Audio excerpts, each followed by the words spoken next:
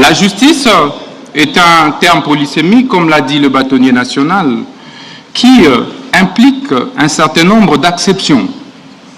Au-delà de la légalité, elle implique l'éthique, la morale, l'équité.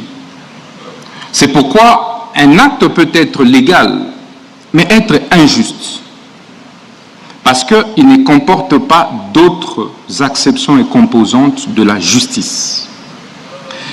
Mais au sens formel, Excellence Monsieur le Président de la République, la justice devait être comprise comme ce système, cet ensemble de systèmes composés et constitués des corps des magistrats, des avocats, des huissiers, des greffiers, des OPJ, des APG, j'en passe, en vue de créer l'équilibre dans la société, en vue de créer l'apaisement et la paix sociale dans la société.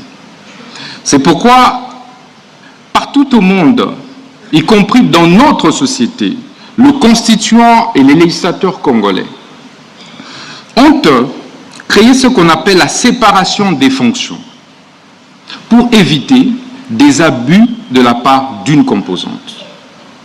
Vous avez donc le juge qui a pour fonction de dire le droit et rien de plus. Et sa décision ne peut pas être exécutée par lui-même.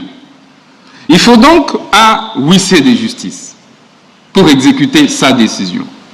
C'est pourquoi un magistrat debout ne peut pas lui-même exécuter son propre mandat. Il faut donc un APJ, il faut donc un IPJ pour exécuter son propre mandat. C'est pourquoi il faut des greffiers pour pouvoir apposer des formules exécutoires sur des décisions des justices et poser d'autres actes extrajudiciaires. Excellence, Monsieur le Président de la République, c'est toutes ces composantes qui constituent ce qu'on appelle justice. Parce qu'en réalité, sans une composante, le système est défaillant. Si aujourd'hui les avocats décident de ne plus prester, la justice sera handicapée. Si les greffiers font la même chose, la justice sera handicapée. Si les magistrats grèvent, ça va être la même chose. Donc la justice, c'est un corps, c'est comme un corps humain, où chaque membrane joue un rôle essentiel. C'est pourquoi la conviction qui est la mienne, Excellence Monsieur le Président de la République, est que c'est tout ça qui forme en réalité le pouvoir judiciaire. Mais comment créer l'équilibre ?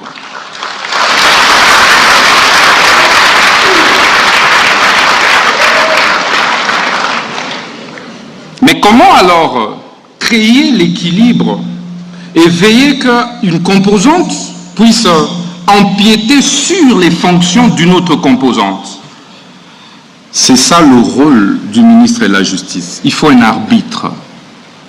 Il faut un arbitre qui régule.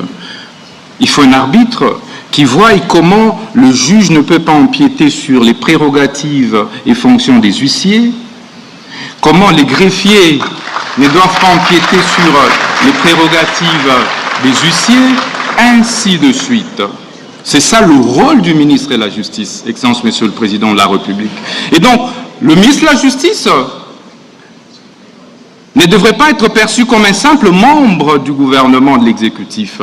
Il est un pendant entre le pouvoir exécutif et les pouvoirs judiciaires.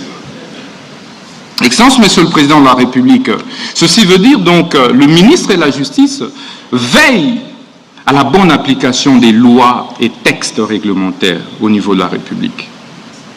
Le ministre de la Justice veille sur les exécutions des décisions des justices.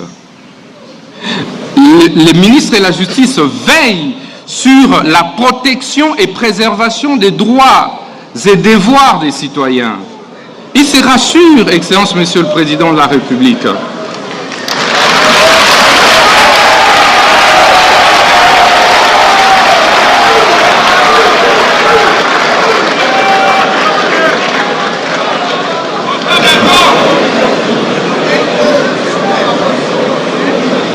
Je disais donc que le ministre de la Justice